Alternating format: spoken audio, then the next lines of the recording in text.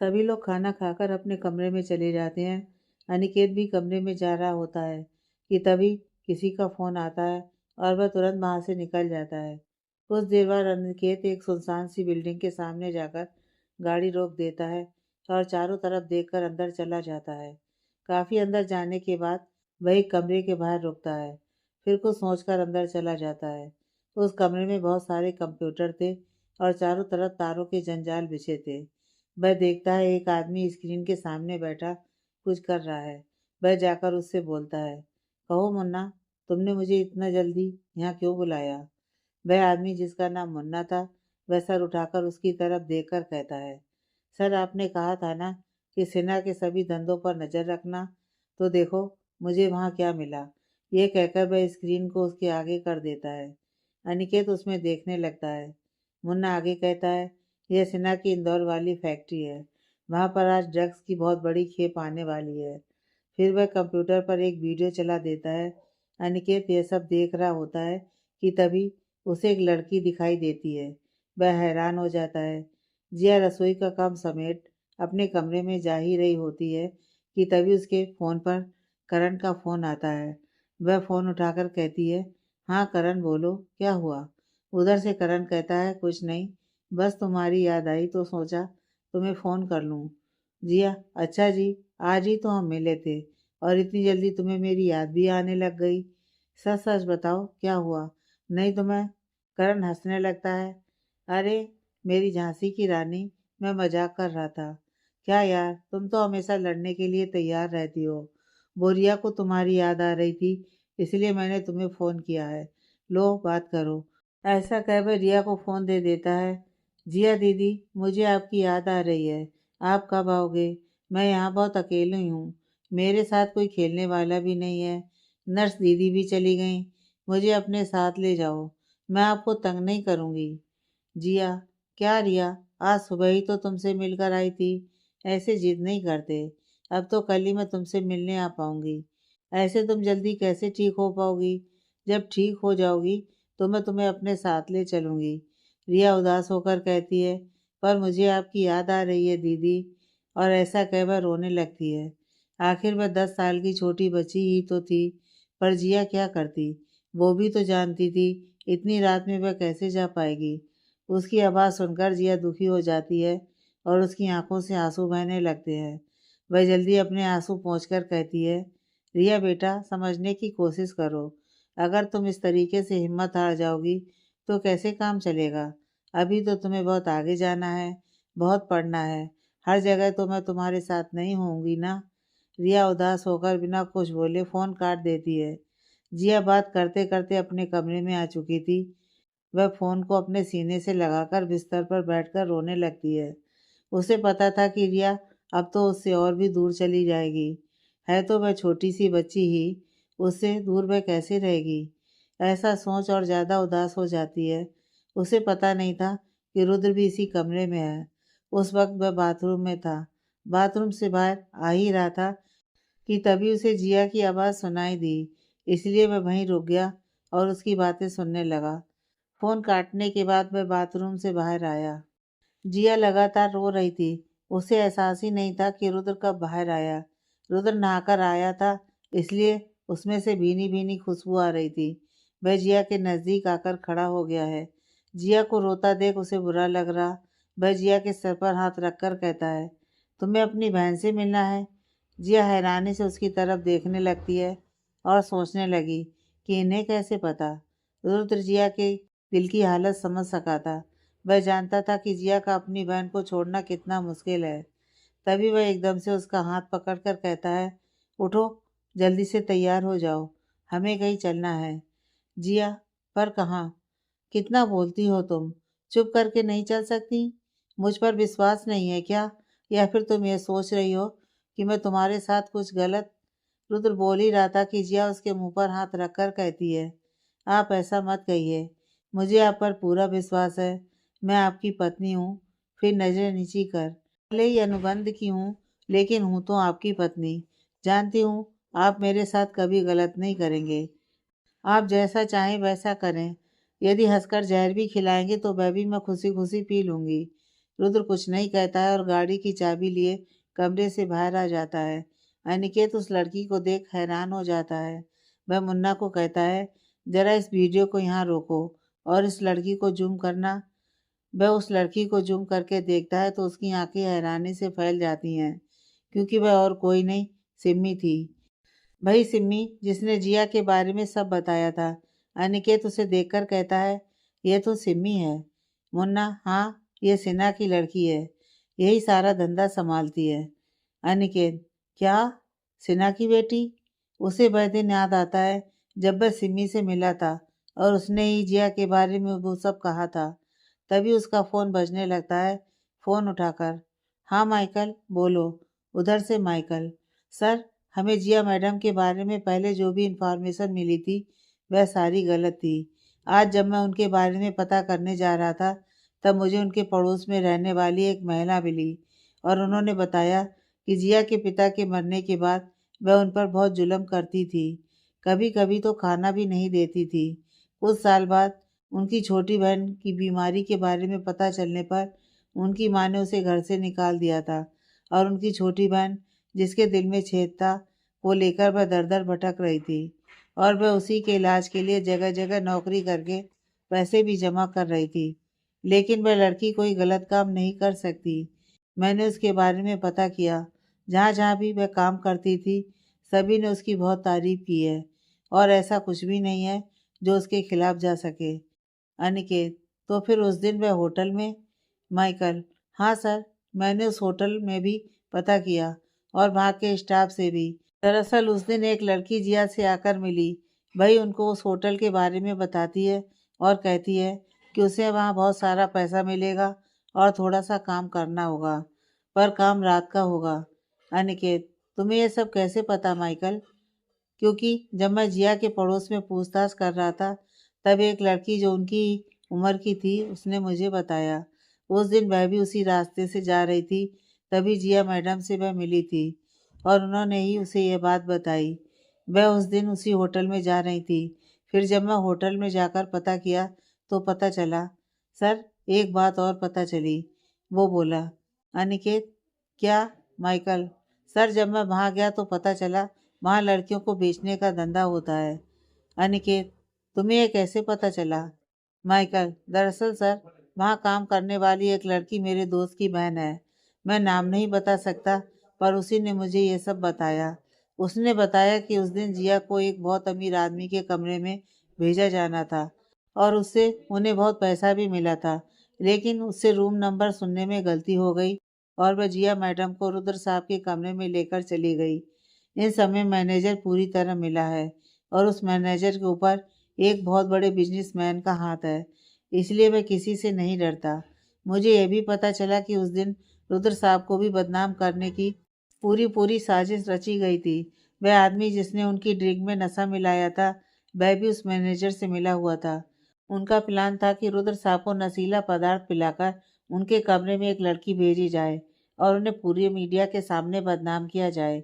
लेकिन गलती से उस दिन जिया वहाँ चली गई और उसके बाद आपको पता ही है, जिया की इसमें कोई गलती नहीं थी, बल्कि उस बेचारी को तो पता ही नहीं था कि उसके साथ क्या होने वाला है। उस लड़की ने यह भी बताया कि जिया मैडम को भी मैनेजर ने नशीला पदार्थ पिलाया था, जिससे उन्हें भी होश नहीं था। उस रात के बाद वह मैनेजर जिया मैडम को इस देश से बाहर भेजने वाला था, क्योंकि उसने उसकी फ़ोटो बाहर दिखा दी थी और वहाँ से इसकी डिमांड आ रही थी। इस काम के उसे बहुत से पैसे भी मिल रहे थे, लेकिन सब कुछ गड़बड़ हो गया और अब मैनेजर बुरी तरह बौखलाया हुआ है, क्योंकि उसने एडवांस में बहुत पैसे ले लिए थे। अब वह जिया मैडम को सब जगह ढूंढ रहा है। अनिकेत माइकल की बातें सुनकर हैरान रह जाता है, क्योंकि अब तक वह जिया को गलत समझ रहा था और यह मान रहा था कि यह सब जिया की पिलाने गए। तभी मुन्ना कहता है, सर, अभी अभी मुझे पता चला है कि सिन्हा की बेटी का लड़कियों को बेचने वाला धंधा होटल ब्लू मून से चल रहा है। अनिकेत उसकी बात सुनकर और भी हैरान रह जाता है, क्योंकि होटल ब्लू मून बहुत बड़े होटलों में से एक था जिनमें बड़ी बड़ी मीटिंग्स होती रहती थी। अनिकेत फ़ोन काट कर कहता है, क्या तुम्हें पक्का यकीन है कि यह सब होटल ब्लू मून से हो रहा है? हाँ सर, अभी अभी मेरे खबरी ने मुझे बताया। दिन में वह होटल शरीफों का होता है, लेकिन रात में वहाँ यह काम भी चलता है और आज भी बहुत सारी लड़कियों को बाहर भेजने वाले हैं। मुन्ना बोला। अब अनिकेत को बहुत गुस्सा आ रहा था। उसे खुद पर भी गुस्सा आ रहा था कि उन्हें बिना सोचे समझे जिया को गलत समझ लिया और सिमी की बातों पर विश्वास कर लिया। वह तुरंत इंदौर में अपने एक दोस्त को फ़ोन करता है। इंदौर के एक पुलिस स्टेशन में फ़ोन बजता है। एक आदमी फ़ोन उठाकर कहता है, hello, Indore police station. Aniket, मुझे इंस्पेक्टर उदय से बात करनी है। वह हवलदार जिसने फ़ोन उठाया था एक नज़र उठाकर सलाखों के पीछे देखता है। पुलिस की वर्दी पहने एक आदमी बेरहमी से एक आदमी को मार रहा था। बोल, किसने किया यह सब? नहीं तो यहीं तुझे जिंदा गाड़ दूंगा।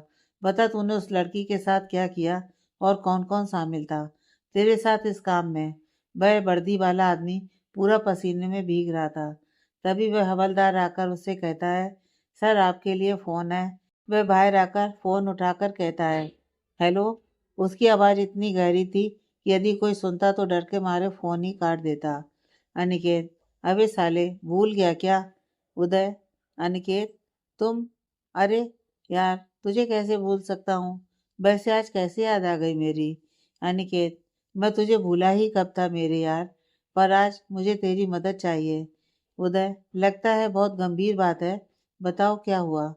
जिया रुद्र के पीछे पीछे चलने लगी है। रुद्र नीचे आकर कार में बैठ जाता है और उसका इंतजार करने लगता है। तभी जिया वहां आ जाती है और वह भी आगे उसके साथ बैठ जाती है। रुद्र की कार घर से बाहर निकल सड़क पर दौड़ने लगती है। जिया एक बार भी रुद्र से नहीं पूछती कि वह उसे कहाँ लेकर जा रहा है। वह चुपचाप बैठी बाहर देख रही थी। वहीं रुद्र भी उसे कुछ बताने के मूड में नहीं था। वह चुपचाप एफएम ऑन कर देता है। जिया सड़क पर दौड़ रही दूसरी कारों को देखकर कुछ सोच रही थी। तभी एफएम पर गाना बजने लगता है। तुमको देखा तो ये ख्याल आया, जिंदगी धूप तुम घना साया हो। तुमको, यह रुद्र के पसंदीदा गानों में से एक था, इसलिए वह भी साथ साथ गुनगुना रहा था। वही जिया अब भी बाहर देख रही थी और उसके कानों में रुद्र की मधुर आवाज़ पड़ रही थी, जो न जाने क्यों पर उसके दिल को सुकून पहुंचा रही थी। तुम चले जाओगे तो सोचेंगे, हमने क्या खोया हमने क्या पाया, जिंदगी धूप तुम घना साया। तुमको देखा तो ये ख्याल आया। इस पंक्ति के बाद अनायासी रुद्र की नज़र जिया पर पड़ गई।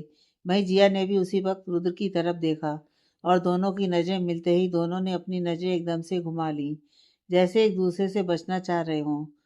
तुमको देखा तो ये ख्याल आया, जिंदगी धूप तुम घना साया। तुमको, इस गाने को सुनते हुए दोनों अपनी अपनी जिंदगी को याद करने लगते हैं। इन कुछ दिनों में उनके साथ क्या से क्या हो गया। तभी रुद्र एक झटके से गाड़ी रोक देता है। जिया अपने ख्याल से बाहर आती है। क्या हुआ, आपने गाड़ी क्यों रोक दी? तुम खुद ही देख लो। वह गाड़ी से बाहर देखती है। उसकी नज़र हॉस्पिटल के बोर्ड पर पड़ती है। हम यहाँ क्यों आए हैं? जिया ने रुद्र से पूछा। नीचे उतरो, अभी पता चल जाएगा, रुद्र ने जवाब दिया। वह परेशान हो जाती है। वह एक नज़र रुद्र पर डालती है तो रुद्र पलके झपकाकर शांत रहने को कहता है, फिर हाथ आगे कर उतरने का इशारा करता है। जिया बाहर की ओर देखती हुई, पर आप मुझे यहाँ क्यों लाए हैं? रुद्र इस तरह से उसे देखता है जैसे उसे कुछ पता ही ना हो। तुमसे कहा ना, चुपचाप मेरे साथ चलो, और अगर विश्वास नहीं हो तो वापस घर चली जाओ। मैं अंदर अकेला चला जाऊंगा। जिया मन ही मन डर रही थी उस अस्पताल को देखकर, पर फिर वह अपने आप को तसल्ली देती है क्योंकि उसे लगता था कि रुद्र को उसके बारे में कुछ नहीं पता। फिर वह अपने मन में, ये इतनी रात को मुझे यहाँ क्यों लेकर आए हैं? कहीं इन्हें रिया के बारे में? नहीं नहीं, ऐसा कैसे हो सकता है? मैंने तो इन्हें कुछ बताया ही नहीं। फिर क्या बात हो सकती है? शायद इनका कोई रिश्तेदार यहाँ भर्ती हो और उनसे मिलने यहाँ आए हों। हाँ, यह हो सकता है। यही बात है। पर अचानक इतनी रात को? यह दिन में भी तो आ सकते थे, या फिर कल सुबह। पता नहीं इनके दिमाग में भी क्या क्या चलता रहता है। घर में दादाजी और पापा अकेले हैं और नन्ही भाभी भी तो अकेली हैं। अनिकेत भैया भी घर पर नहीं है। अगर भाभी को किसी चीज़ की ज़रूरत पड़ गई तो फिर कैसे बोलेंगे? वह सोचते सोचते चिंता में पड़ जाती है। इस वक्त सब नौकर भी सो गए होंगे। रुद्र भी ना इस वक्त मुझे यहाँ ले आए। पर चलो, अब आ ही गए हैं तो किसी तरह मैं रिया से मिलने में भी कामयाब हो जाऊं तो कैसा रहे। वैसे भी रिया कितना रो रही थी मुझसे मिलने के लिए। जब रुद्र जी अपने रिश्तेदार से मिलने में बिजी होंगे, उस वक्त कुछ देर के लिए मैं रिया से मिलकर जल्दी से आ जाऊंगी। हाँ, यही सही रहेगा। और किसी को पता भी नहीं चलेगा। यह सोच उसकी आंखों में चमक आ जाती है। वह मन ही मन खुश होती है। पर उसे कहाँ पता था कि रुद्र उसे यहाँ क्यों लेकर आया है। वह तो बस मन ही मन अपनी चालाकी पर खुश हो रही थी। जिया को सोच में डूबा देख रुद्र उसके हाथ पर हाथ रखता है, जिससे जिया हड़बड़ा जाती है और नासमझी से उसे देखने लगती है। उतरो। जिया इस बार कुछ नहीं बोलती और चुपचाप गाड़ी से नीचे उतर जाती है। वह गाड़ी से नीचे उतर रुद्र को देखने लगती है, जैसे पूछ रही हो अब कहाँ जाना है। रुद्र बिना उसकी तरफ देखे कहता है, तुम चलो, मैं कुछ सामान लेकर आता हूँ। रुद्र अपनी गाड़ी से कुछ सामान निकालने लगता है। जिया चलते चलते अभी भी सोच रही थी कि रुद्र उसे यहाँ क्यों लेकर आए हैं। वह भी इस वक्त क्या हुआ होगा। ऐसा कौन सा रिश्तेदार है इनका जो इतनी रात को ये यहाँ दौड़े चले आए हैं, और वह भी मुझे साथ लेकर। तभी रुद्र उसके पास आकर कहता है, चलो, क्या सोच रही हो यहाँ खड़ी होकर। जिया की धड़कन तेज हो गई थी। उसे अब एक नया डर घेर लेता है। उसे डर लगने लगता है कि कहीं करण इस वक्त रुद्र से मिल गया तो क्या होगा। वह फिर से कोई तमाशा नहीं करना चाहती थी। तभी रुद्र देखता है कि जिया अपने कदम नहीं बढ़ा रही, तो वह उसका हाथ पकड़ता है और लगभग उसे खींचता हुआ कहता है, अब चलो भी, क्या पूरी रात यहाँ खड़े होकर बितानी है। जिया उसकी तरफ देखती है और चुपचाप उसके साथ चल देती है। रुद्र ने उसका हाथ पकड़ा था। वह उसे देख रही थी। आसपास उसका बिल्कुल ध्यान नहीं था। वह तो बस इतने में ही खुश हो रही थी। तभी रुद्र एक कमरे के बाहर आकर रुक जाता है और जिया से कहता है, चलो अंदर। जिया बिना कुछ देखे अंदर चली जाती है। तभी उसके कानों में जानी पहचानी आवाज़ पड़ती है, दीदी, आप यहाँ। जिया अपनी आंखें उठाकर उधर देखती है, जैसे समझने की कोशिश कर रही हो। वह पूरे कमरे को देखती है। तब उसे यकीन होता है कि वह रिया का कमरा था। रिया उसे देखकर बहुत खुश होती है। वह कहती है, दीदी, आप आ गई। मुझे पता था आप जरूर आओगी। जिया भरी नज़रों से कभी रिया को तो कभी रुद्र को देखती है। रुद्र मुस्कुरा रहा था। तभी रिया उसे कहती है, आप रुद्र जीजू हो ना। रुद्र धीरे से अपनी गर्दन हिला देता है। थैंक यू जीजू, आप मेरी दीदी को लेकर आए यहाँ। तभी एक नर्स आकर कहती है, अच्छा हुआ जिया जी आप आ गई, नहीं तो यह खाना नहीं खा रही थी। जिया दौड़कर रिया के गले लग जाती है और कहती है, ऐसे मत किया कर मेरी बहन, तू खाना नहीं खाएगी तो जल्दी कैसे ठीक होगी। तभी रुद्र अपने साथ लाया हुआ सामान रिया के पास रखता है और कहता है, रिया, मुझे लगता है तुम्हारी बहन को रोने की बीमारी लग गई है। जब देखो तब रोती रहती है। रिया सुनकर हंसने लगती है और कहती है, ये बात तो आप बिल्कुल सही कह रहे हो जीजू। फिर रुद्र रिया से कहता है, तुम्हारी जीजी को बोलो मैं जो ये खाना लेकर आया हूँ उसे निकालें और तुम्हें खिलाएं और खुद भी खाएं, क्योंकि मैं जानता हूँ इसने घर पर कुछ नहीं खाया। जिया प्यार भरी नज़रों से रुद्र को देखने लगती है। उसे समझ में नहीं आ रहा था रुद्र का यह रूप। जो रुद्र उसे हर वक्त दर्द देने की सोचता है, आज उसी ने उसके दर्द पर मल्हम लगाया है। ये परिवर्तन क्यों? उसे कुछ समझ में नहीं आ रहा था। तभी रुद्र उसकी आंखों के आगे चुटकी बजाकर कहता है, कहाँ खो गई मैडम? तुम्हारी बहन को भूख लग रही है, जल्दी खाना निकालो। जिया जल्दी जल्दी खाना निकालने लगती है और रुद्र उसे अपने साथ लाए हुए गिफ्ट देने लगता है। वह खुशी से कहती है, बाओ जीजू, आप मेरे लिए कितना सारा सामान लेकर आए हो। इतने सारे खिलौने, चॉकलेट्स। जिया, इन सब की क्या ज़रूरत थी? और आपने ये सब कब किया? रुद्र, उससे तुम्हें क्या मतलब है? जिया मुंह बना लेती है। फिर वह रिया को खाना खिलाने लगती है। सभी लोग हंसते खेलते रहते हैं। फिर वह सब समेट कर उसे दवाइयाँ देकर कहती है, रिया, अब आगे से ऐसे मत करना मेरी बहन। उसी वक्त रुद्र कहता है, हाँ, और तुम्हें जब भी हमारी याद आए तो तुम हमें फ़ोन कर सकती हो। रिया उदास होकर कहती है, पर मेरे पास तो फ़ोन ही नहीं है। रुद्र अपनी जेब से एक फ़ोन निकालता है और उसे देकर कहता है, लो, ये तुम्हारा है। इसे तुम जब चाहे अपनी बहन को कॉल कर सकती हो। रिया मासूमियत से पूछती है, और आपको जीजू? रुद्र उसके सर पर हाथ रखकर कहता है, हाँ, मुझे भी, जब तुम्हारा मन करे। रिया बहुत खुश होती है और उसे खुश देखकर जिया के चेहरे पर भी प्यारी सी मुस्कान आ जाती है। रिया रुद्र के कमर के चारों ओर हाथ लपेटकर, आप बहुत अच्छे हैं जीजू, आप मेरी दीदी का ध्यान रखना, वह हमेशा रोती रहती हैं, आप हमेशा उसके साथ रहेंगे ना? मेरी वजह से ये वैसे ही बहुत परेशान रहती हैं, आप इनका ख्याल रखना जीजू। रुद्र उसके सर पर हाथ रखता है। बिल्कुल गुड़िया, अब तुम सो जाओ, हम कल फिर मिलने आएंगे। रिया सो जाती है और दोनों बाहर निकल जाते हैं। बाहर आकर जिया कहती है, थैंक यू रुद्र जी, आज आपने इतना किया। इसमें थैंक यू की क्या बात है? तुम्हारी बहन मेरी बहन है और तुमने मुझसे इस बारे में क्यों छुपाया? तब जाकर जिया को याद आता है कि उसने तो कभी अपनी बहन के बारे में रुद्र को बताया ही नहीं था। फिर उसे कैसे पता चला? वह हैरानी से उसकी तरफ देखती है, जैसे उससे पूछना चाहती हो कि उसे ये सब कैसे पता। रुद्र, हाँ हाँ मुझे पता है तुम क्या पूछना चाहती हो।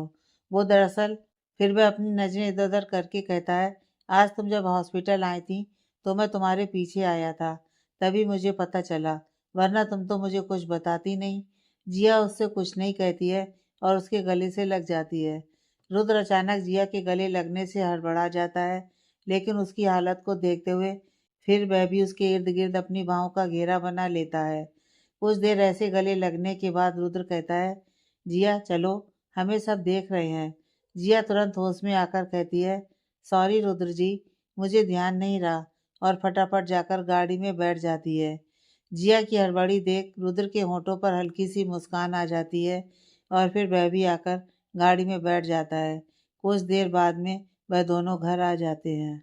वहीं दूसरी तरफ अनिकेत इंदौर पुलिस स्टेशन में किसी को फ़ोन लगाता है। Indore police station. Hello inspector Uday speaking.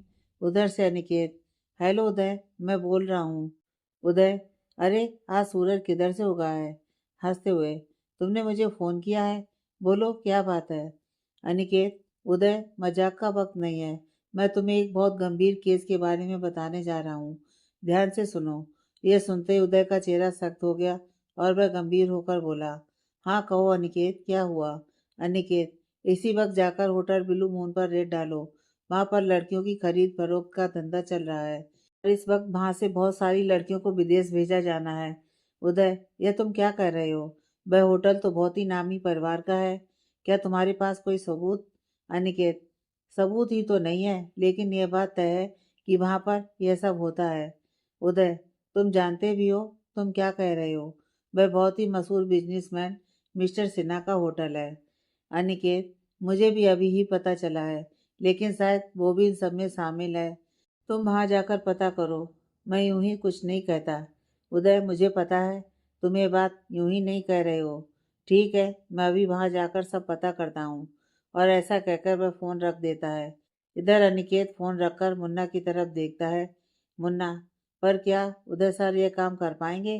Aniket, हाँ बिल्कुल, तुम नहीं जानते उदय वह भला है जो पाताल से भी अपराधी को खोज निकाले, तो फिर यह सिन्हा क्या चीज़ है? मुझे उस पर पूरा भरोसा है। इंदौर, हवलदार जल्दी जीप तैयार करो, हमें होटल ब्लू मून जाना है। हवलदार, पर सर अचानक? हाँ मुझे वहाँ से कोई खबर मिली है और खबर पक्की है, वहाँ कोई बहुत बड़ी साजिश होने वाली है और हमें उसे नाकाम करना है। जाओ जल्दी करो। Yes sir. ऐसा कहकर हवलदार तुरंत जीप तैयार करने चला जाता है और कुछ ही देर में उदय होटल ब्लू मून के लिए निकल जाता है।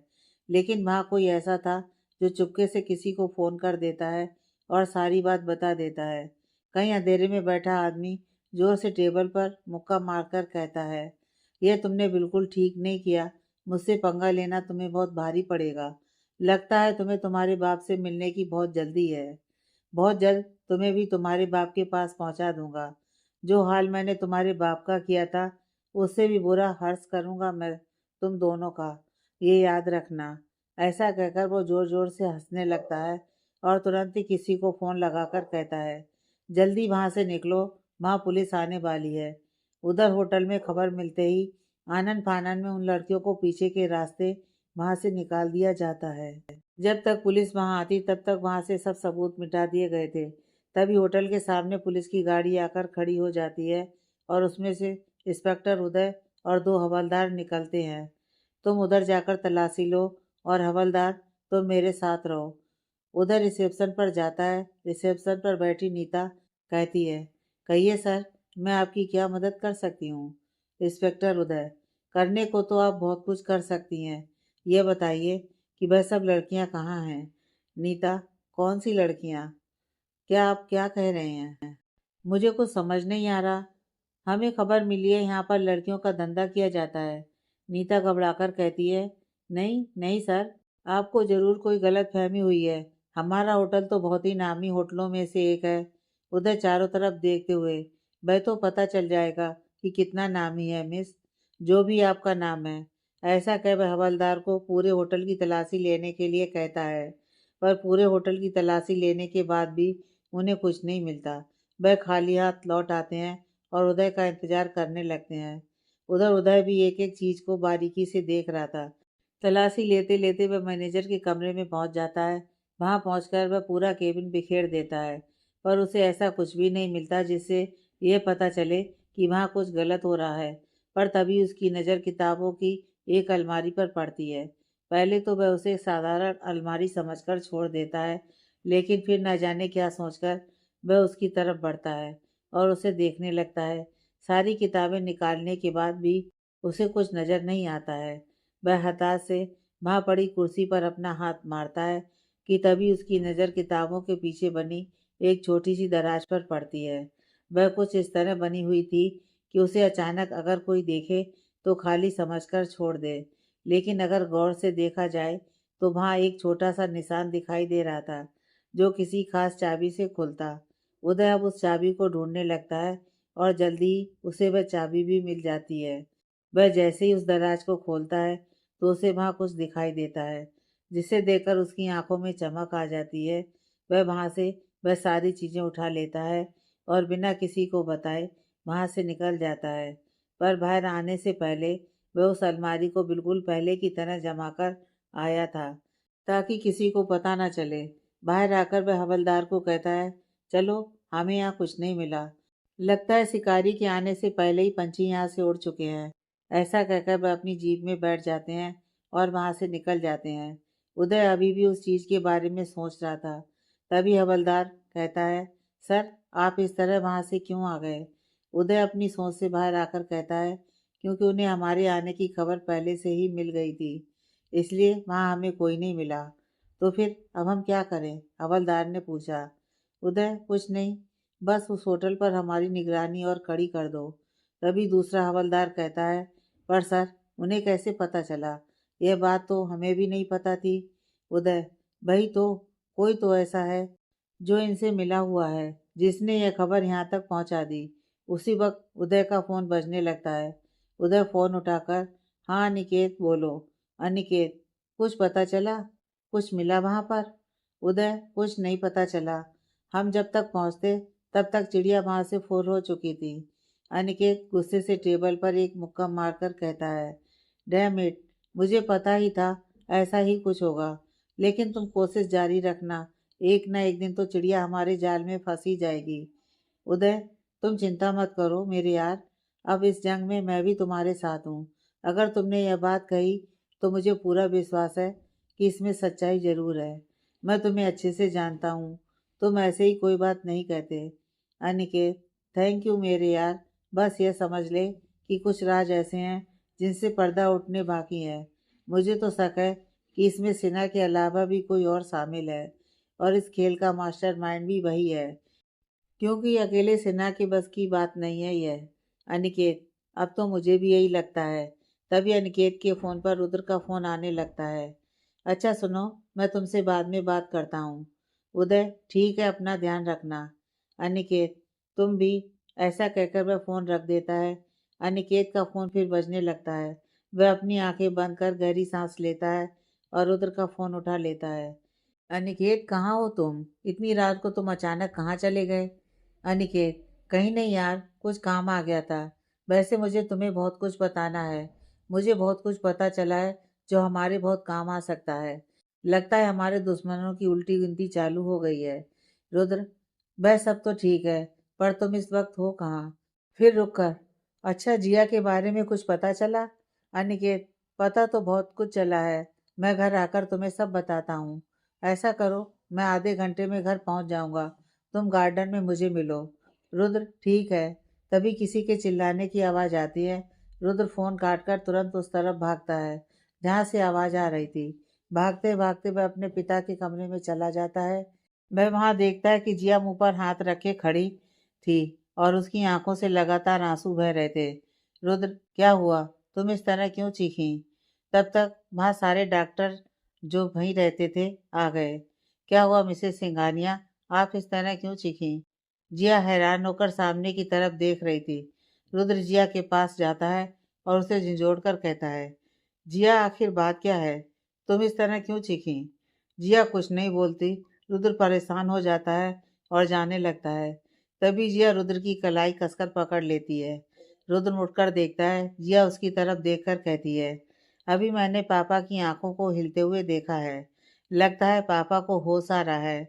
यह सब सुनते ही रुद्र तुरंत डॉक्टरों को आंखों से इशारा कर उन्हें देखने के लिए कहता है। सभी डॉक्टर तुरंत उनके चेकअप में लग जाते हैं। कुछ देर चेक करने के बाद वह कहते हैं, लगता है इन्हें यहाँ लाने का फैसला बिल्कुल ठीक रहा।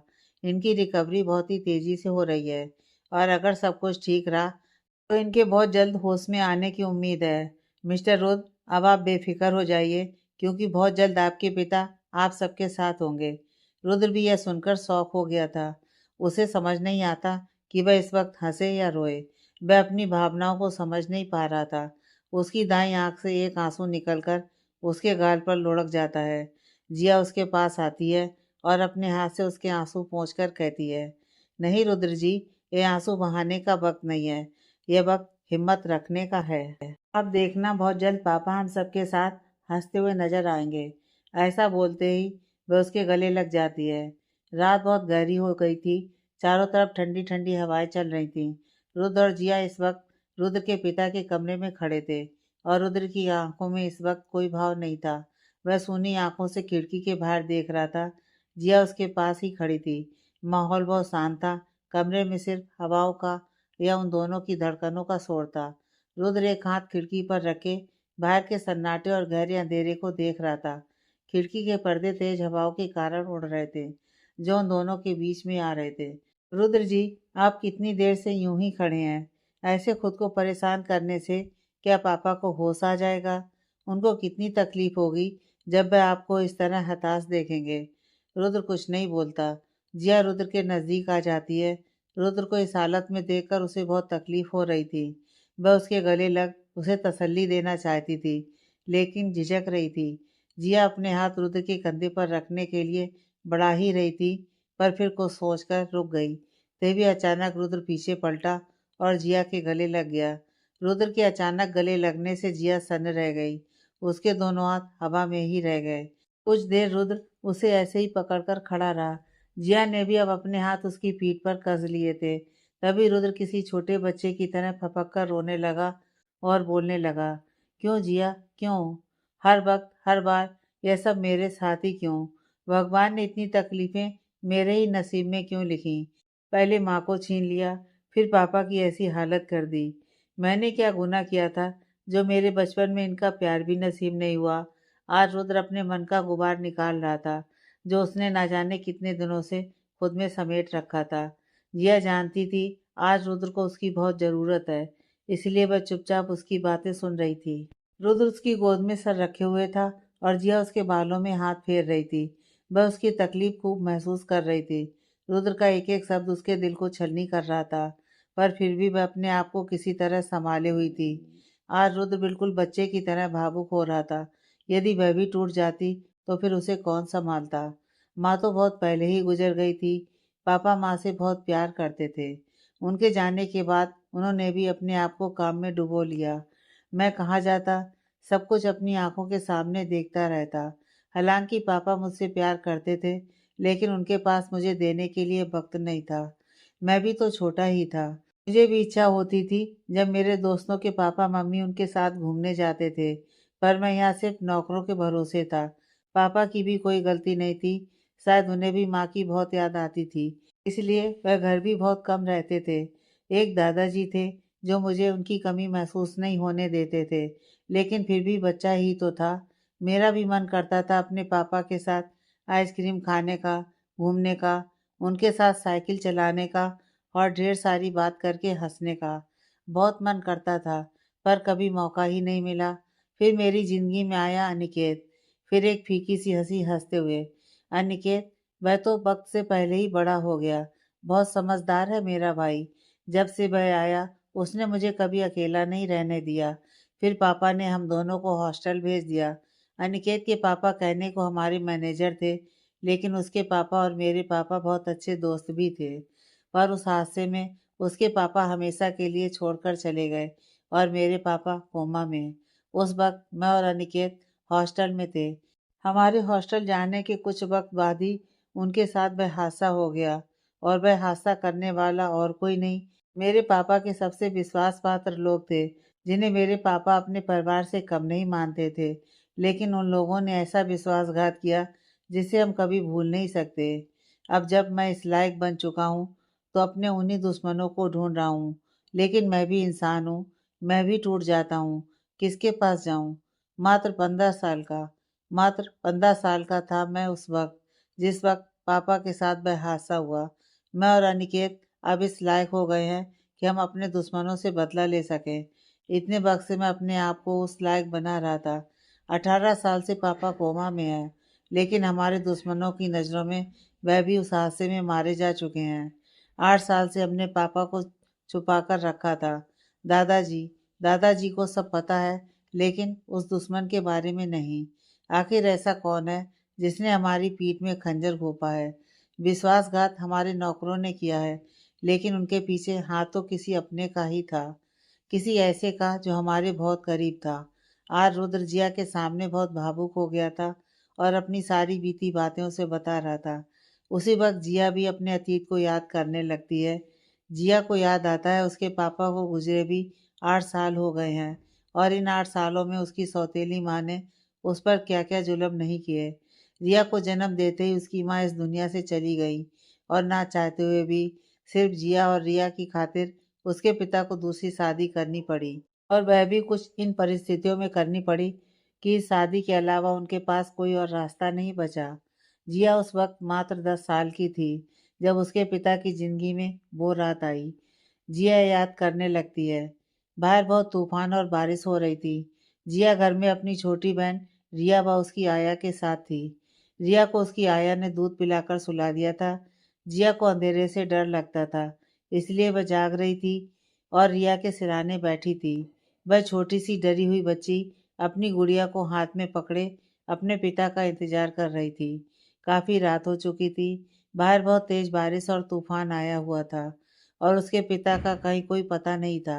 वह मन ही मन डर रही थी, पर अपना डर बाहर नहीं आने दे रही थी, और अपनी गुड़िया को अपने सीने से लगाए अपने पिता का इंतजार कर रही थी।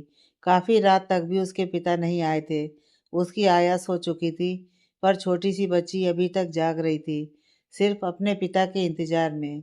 तभी दरवाजे पर दस्तक होती है, और वह तुरंत बिस्तर से उतरकर दौड़ते हुए दरवाजे के पास जाती है और दरवाज़ा खोलने की कोशिश करती है।